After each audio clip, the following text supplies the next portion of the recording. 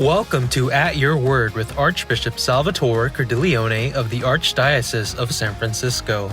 In today's episode, the Archbishop reflects back on the Fall USCCB meeting, COVID restrictions, and his new committee on racism in the church, and forward to Thanksgiving, Advent, and Christmas.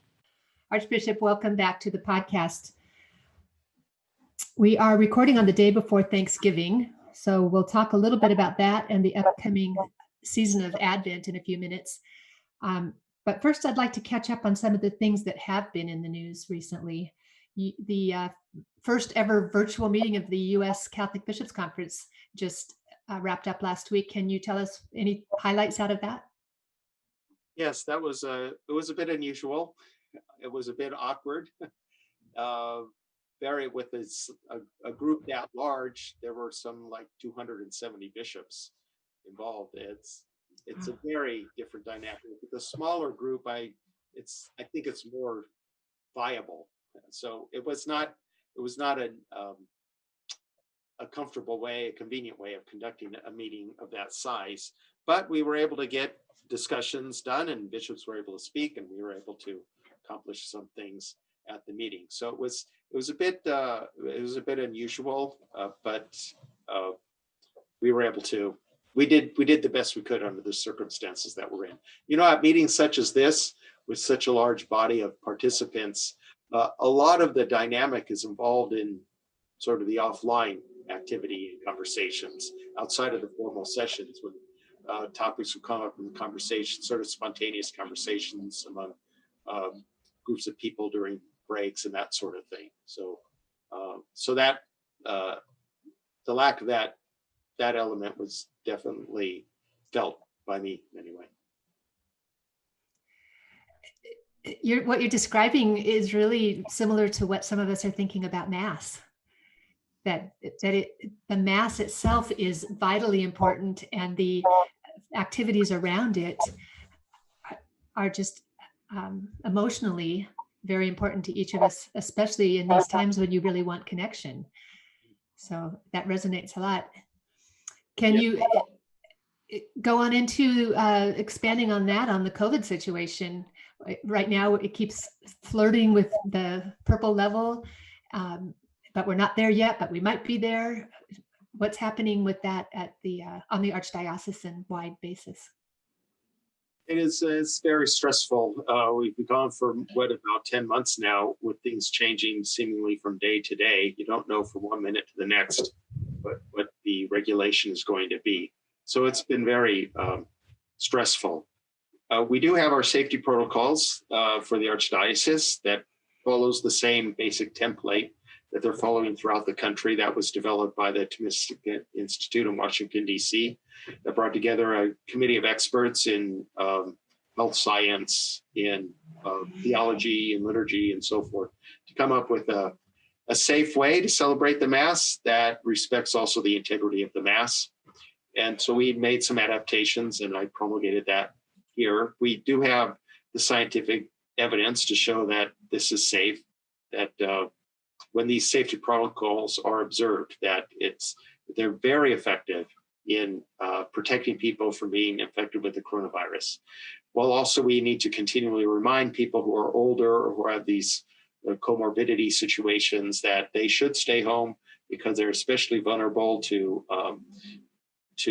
illness, serious illness, and even death if they do get the virus. So some people, unfortunately, need to stay home at this time, but we can celebrate the Mass even indoors safely by following these safety protocols. So we have promulgated these. I've made a couple of revisions as we're learning things as we go along, in order to make sure that our people stay safe.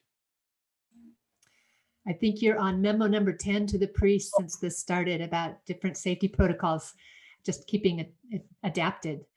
And we do update those, the information about church closures and live stream options and such on our website if listeners want to go to www.sfarch.org.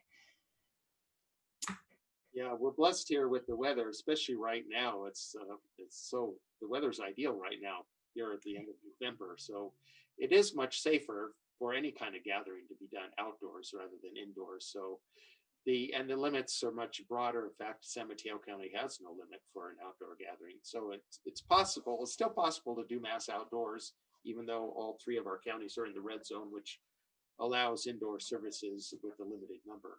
But when possible to do outdoors, that's even better, both from the standpoint of accommodating a larger group of people and also that it's as safe as possible when it's outdoors. Exactly. And like you said, the weather's so beautiful. It's just a pleasant experience outdoors. The nature adds to it.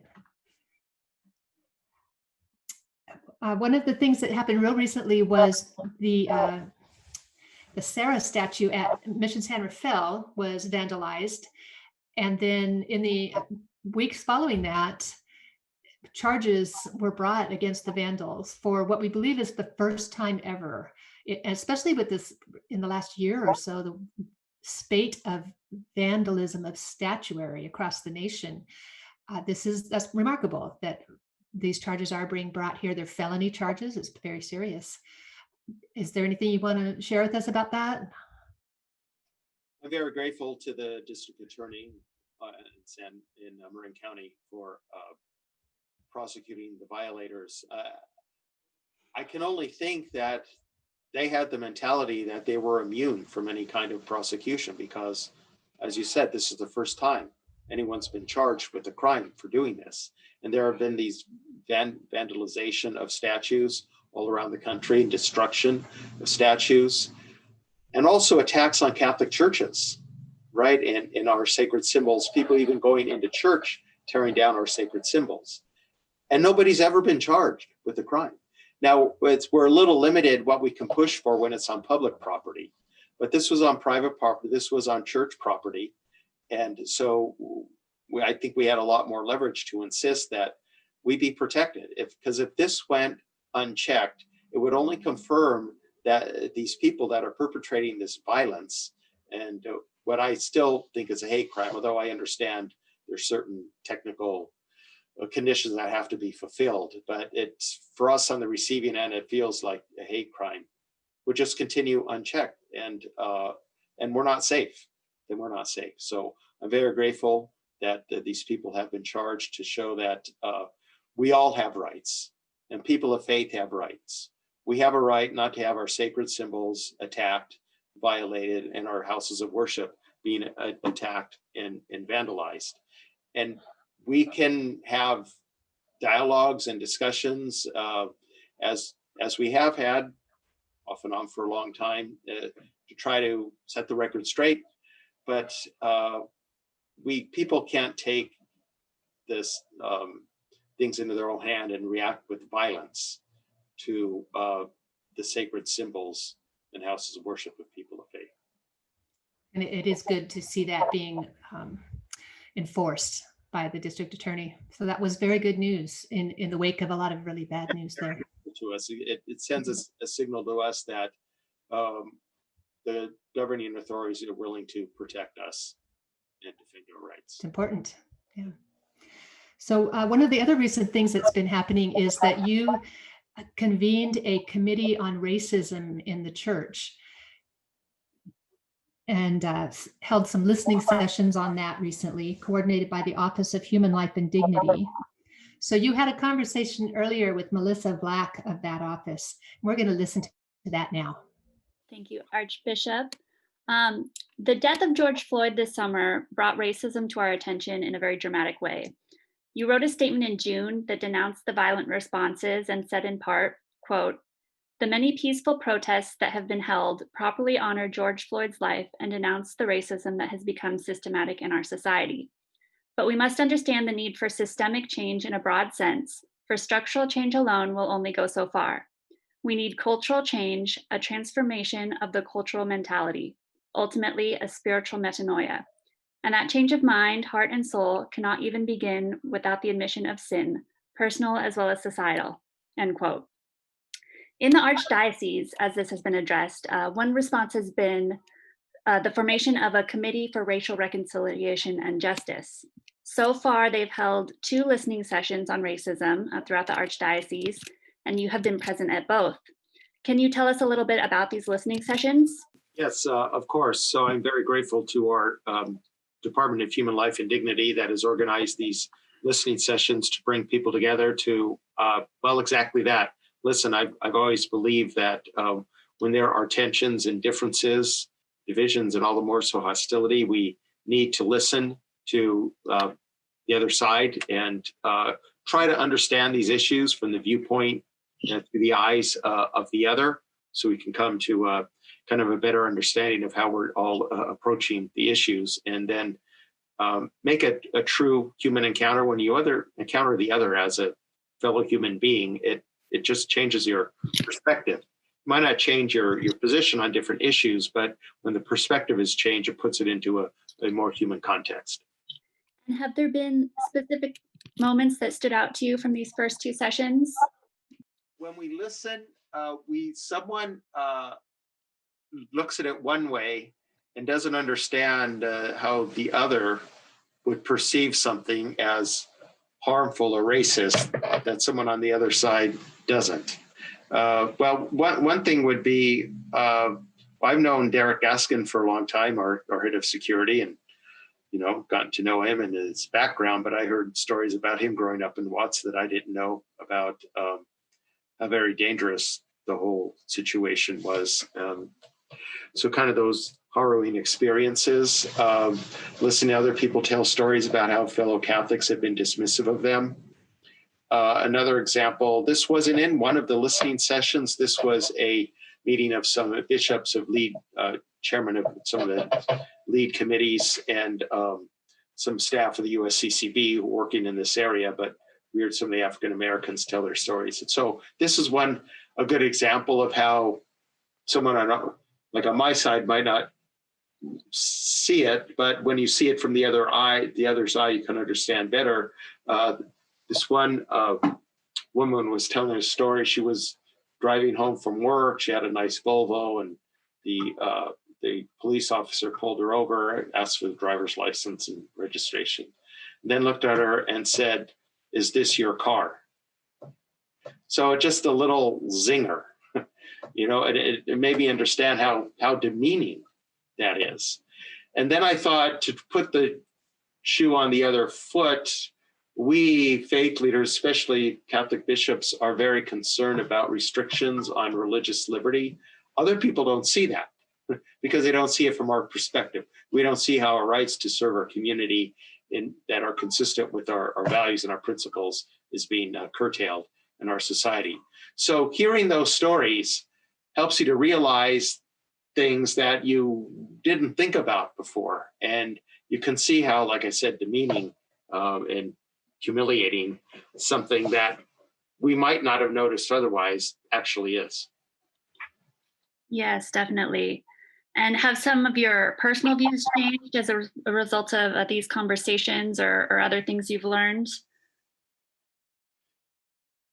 Again, it sort of sensitizes us to the situation of other people and what they've come through. So I think it's just kind of been a refresher for me and my awareness of that. What do you think is the specific role of the church in the process of healing from all of this?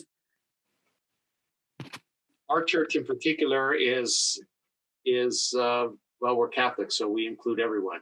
The church is multi-ethnic, multi-racial, and we all share one common Catholic faith, one common Catholic heritage. So I think that has a tremendous power to tap into uniting people on this. And the church has been bringing the gospel of Jesus Christ to every corner on the face of the earth, and has brought it in and enculturated it in so many different cultures, but respects what can be preserved from the culture it encounters, and that's kind of the enculturation. Like think of mission churches here in California.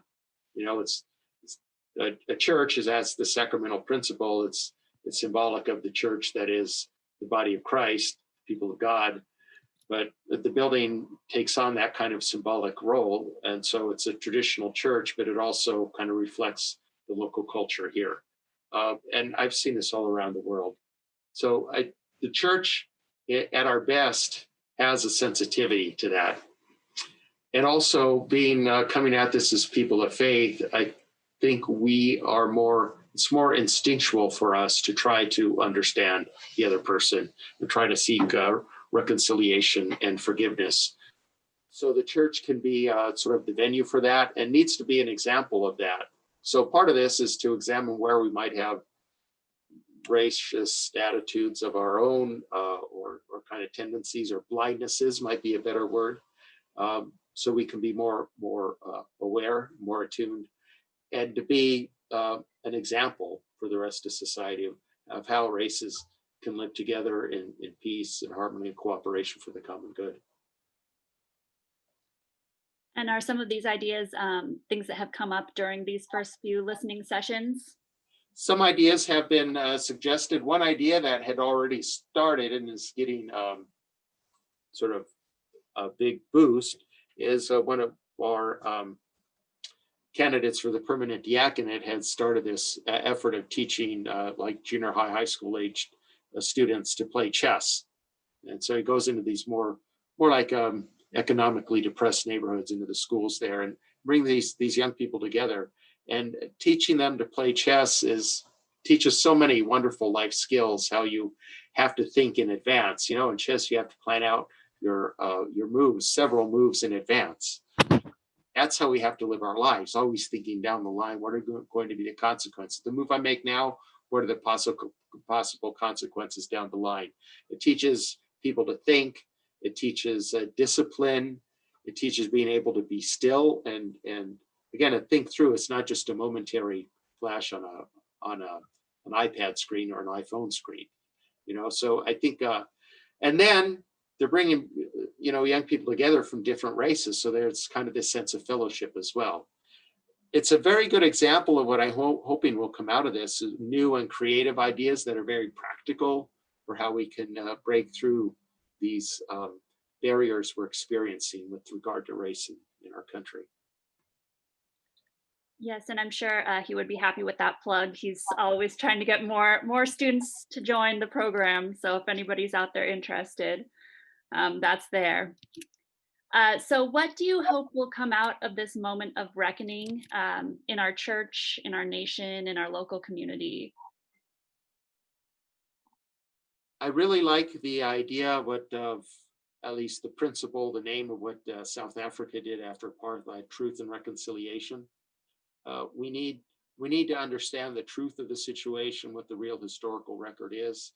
And I've said at these listening sessions, our history as a country is marked by, you know, lights and shadows. There's a lot of shadow, and I think we're trying to come more to terms with that now, and it's really hard. But we have to remember it's not all shadows. There are some lights as well. And if we could think about the civil rights movement in the 50s and into the 60s, the participation of people of all races in all religions, and it was led by faith leaders. So there are lights as well as the shadows. So we need to get that all out into the open and recognize that and come to terms with it. Again, always trying to understand the other's point of view. And I think if we can do that, we can begin to bring about some healing. Okay, great. And are there any resources that you would recommend as we work to tackle this issue of racism and continue to learn more about it? I hope we'll be able to identify some. As the USCCB, we just renewed the ad hoc committee on racism, and I'm hopefully through the bishops' conference and maybe some of our local conversations, we will be able to come up with more resources for people to use. Okay, perfect. Then do you just have any closing thoughts for us on this issue?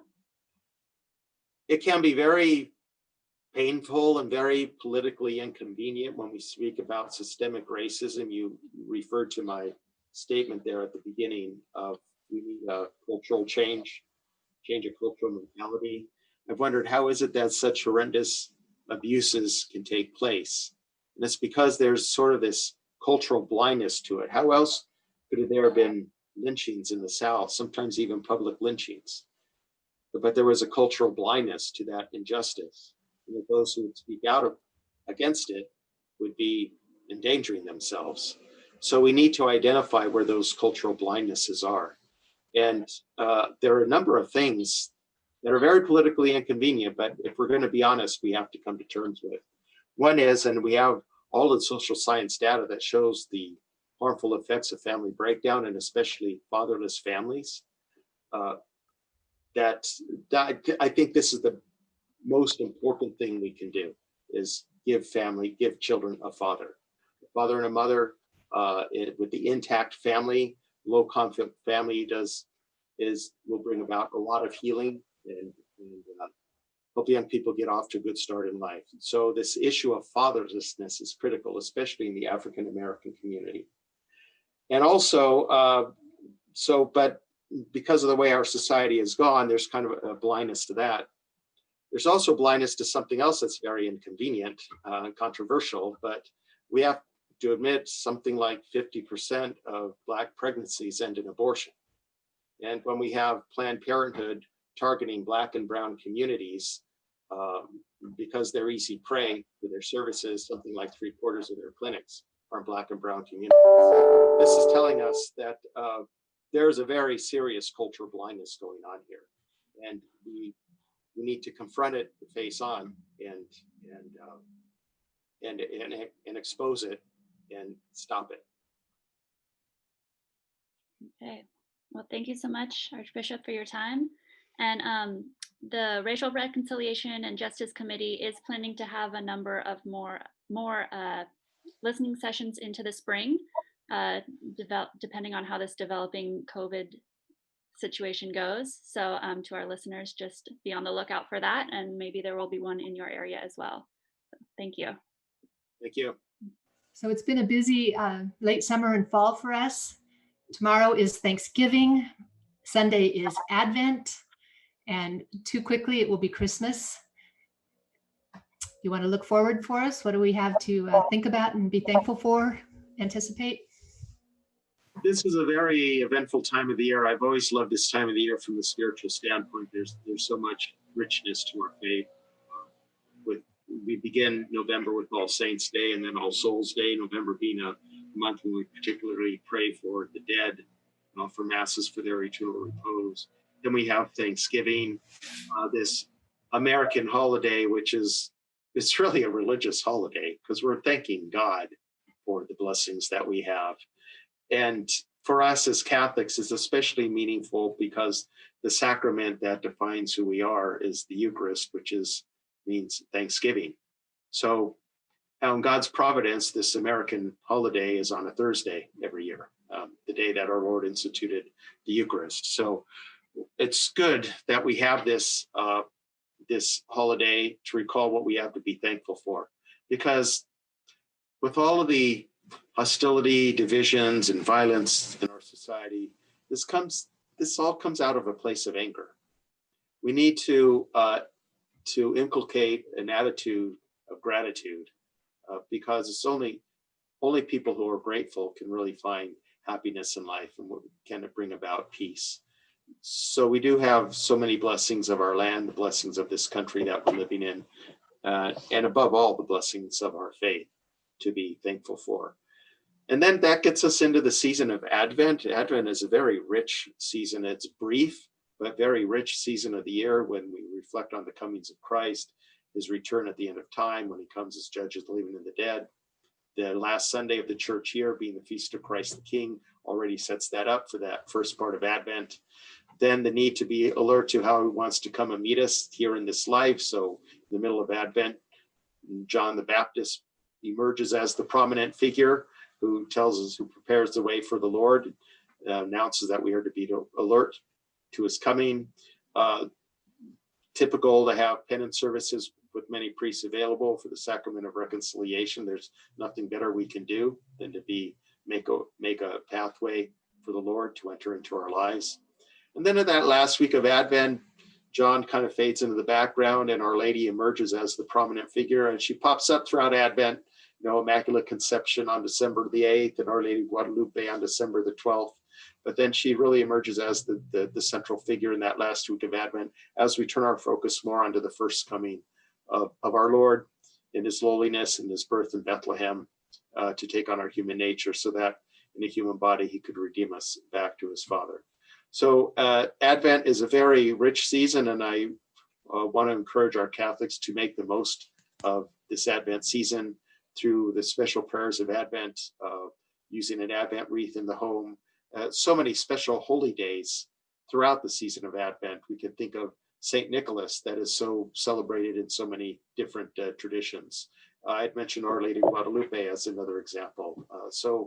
And then after Christmas too, all the special holy days we have, marking the Holy Family, marking the Apostle John, marking the first martyr, Saint Stephen, the Holy Innocents, so much richness. So to really pay attention to what's happening in the church right now liturgically to enrich our spiritual lives. Sounds very hopeful. And I'm grateful for that. Thank you. It's a helpful focus for us to, with all the stress people are suffering from the pandemic, to see the beauty that we still have in the church and the church has to offer, and that we need to tap into that energy. And we need to share it with each other, remind each other, lift each other up. Thank you, Archbishop, for those really encouraging words going into this holy season.